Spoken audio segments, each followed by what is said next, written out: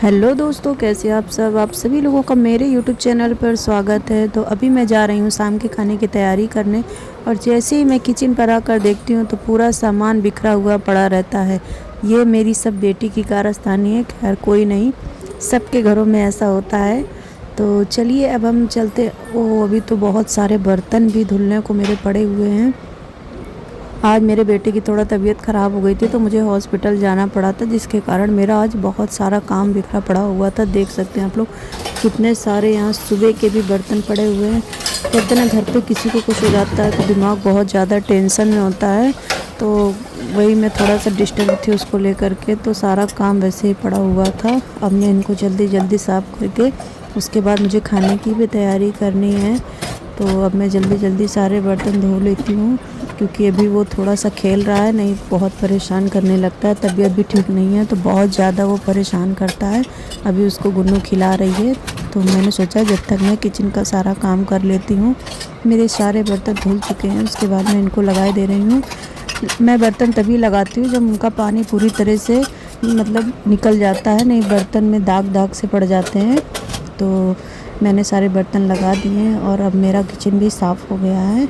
मैं इसको पोछे से पोंछ दूँगी, उसके बाद मैं अपने खाने की तैयारी करूँगी। समझ में नहीं आ रहा है अब शाम के टाइम खाना एक तो बनाए क्या।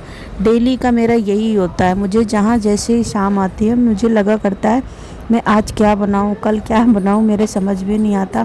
आज सुबह से तो मैंने खाना ही नहीं बनाया था, क्योंकि मेरे बेटे की तबीयत ठीक नहीं थी, जिसके कारण मेरा मन ही नहीं कर रहा था कुछ बनाने का। तो मैंने खाना ही नहीं बनाया था, तो अब तो बनाना ही पड़ेगा। देखती हूँ क्या बनाती हूँ। तो ये देखिए मेरा किचन पूरी तरह से हो चुका है साफ़, मेरे धुल चुके हैं सारे बर्तन। तो अब चलिए चलते हैं खाने की तैयारी करने। एक तो खाना बनाना सबसे मुझे बोरिंग काम लगता है। पहले मुझे कुकिंग करना बहुत पसंद था, पर अब मुझे बहुत बोरिंग लगता है। आप लोग ये समझ लीजिए कि मुझे थकावट हो जाती है या कुछ भी, पूरा दिन नाचते रहना पड़ता है पूरे घर में। जैसे अब मैं क्या बताऊँ, जिसके जिसके घर में बच्चे होंगे उसको खुद पता होगा कि कैसे कैसे बच्चों के पीछे भागना पड़ता है। थोड़ी थोड़ी देर में वो लोग पूरे घर में सामान फैला देते हैं, थोड़ी थोड़ी देर में पूरा सामान उठाकर रखना पड़ता है।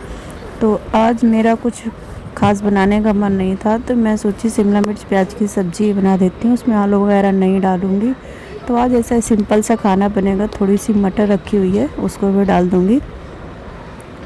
तो मैं जा रही हूँ सब्ज़ी काटने के लिए। सब्ज़ी काटने के बाद मैं खाना बनाऊँगी। और अभी बज चुके हैं रात के 8। ओह माय गॉड, मुझे तो बहुत ज़्यादा, जहाँ 8 बज जाते हैं तो मुझे और ज़्यादा आलस होने लगता है कि अब तो खाना नहीं बनाऊँ तो ठीक है। तो मेरी कट चुकी है सब्ज़ी और अब मैं जा रही हूँ खाना बनाने की तरफ। तो ये मैंने उतारा अपना, ये मेरे बेटे का दूध है, जो कि मैं भैंस का दूध लेती हूँ। तो आज वैसे भी उसको डॉक्टर ने बोल दिया है कि अब इसको भैंस का प्योर दूध देना है, पानी वगैरह नहीं मिलाना है। मैं तो पानी मिलाकर देती थी, पर उसने तो पूरी तरह से मना कर दिया। खैर कोई नहीं, चलिए अच्छी बात है। तो अब इसी लोहे की कढ़ाई में ही मैं सब्ज़ी वगैरह बनाती हूँ। लोहे की कढ़ाई पर सब्ज़ी बनाने का एक अलग ही मज़ा आता है खाने में, उसका स्वाद मुझे बहुत पसंद है। तो मैं उसी पर ही बनाती हूँ। खाने का मैं ब्लॉग बना के नहीं डाल पाऊँगी, क्योंकि मेरा बेटा परेशान करने लगा है। बेटी चिल्ला रही है कि इसको संभालो आकर के, इसी वजह से मैं खाने का ब्लॉग बनाकर नहीं डालूँगी। और हाँ, भगवान सबके बच्चों को अच्छा रखे, सबको सलामत रखे। मैं तो यही दुआ हर दिन करती रहती हूँ कि किसी को भी कोई भी कष्ट ना हो, सबका भला करे भगवान, सबके पीछे मेरा भी करा।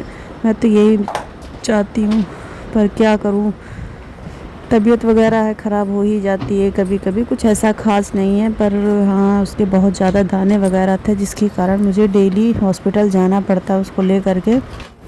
अब आज का व्लॉग यहीं पे एंड करती हूँ। Bye bye.